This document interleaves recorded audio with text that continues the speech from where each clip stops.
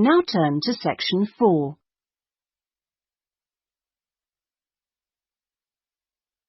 Section 4. You will hear a talk on a social history of the East End of London.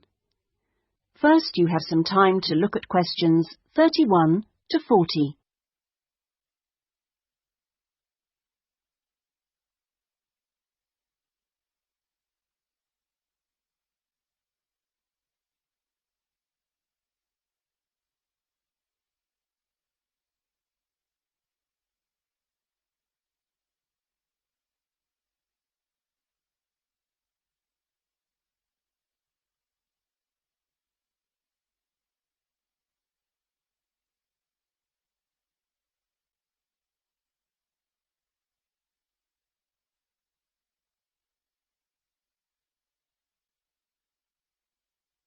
Now listen carefully and answer questions 31 to 40.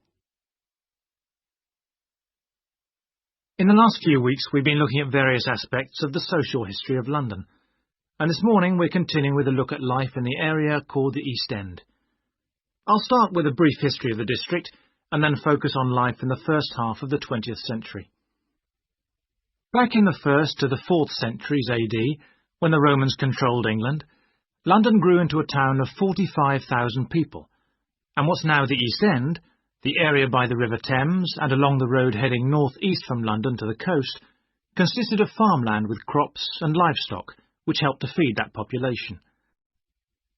The Romans left in 410, at the beginning of the 5th century, and from then onwards, the country suffered a series of invasions by tribes from present-day Germany and Denmark, the Angles, Saxons and Jutes, many of whom settled in the East End.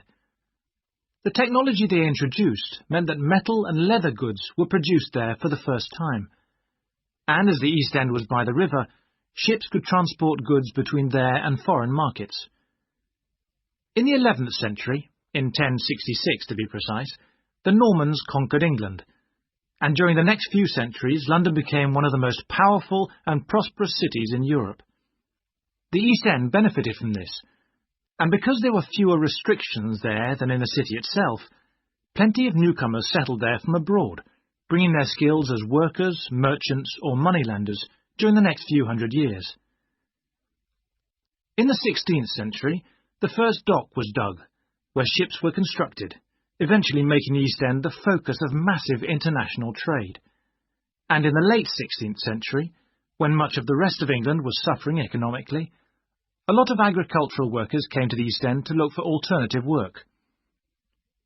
In the 17th century, the East End was still a series of separate, semi-rural settlements. There was a shortage of accommodation, so marshland was drained and built on to house the large numbers of people now living there. By the 19th century, London was the busiest port in the world, and this became the main source of employment in the East End.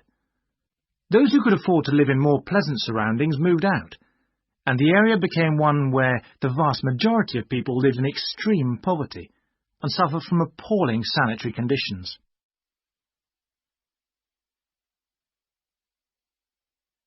That brief outline takes us to the beginning of the 20th century, and now we'll turn to housing. At the beginning of the century, living conditions for the majority of working people in East London were very basic indeed.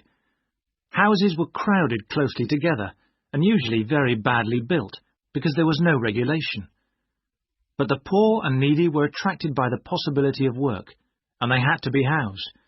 It was the availability rather than the condition of the housing that was the major concern for tenants and landlords alike. Few houses had electricity at this time, so other sources of power were used, like coal for the fires which heated perhaps just one room. Of course, the smoke from these contributed a great deal to the air pollution for which London used to be famous. A tiny, damp, unhealthy house like this might well be occupied by 2 full families, possibly including several children, grandparents, aunts and uncles. Now, before I go on to health implications of this way of life, I'll say something about food and nutrition. That is the end of Section 4. You now have half a minute to check your answers.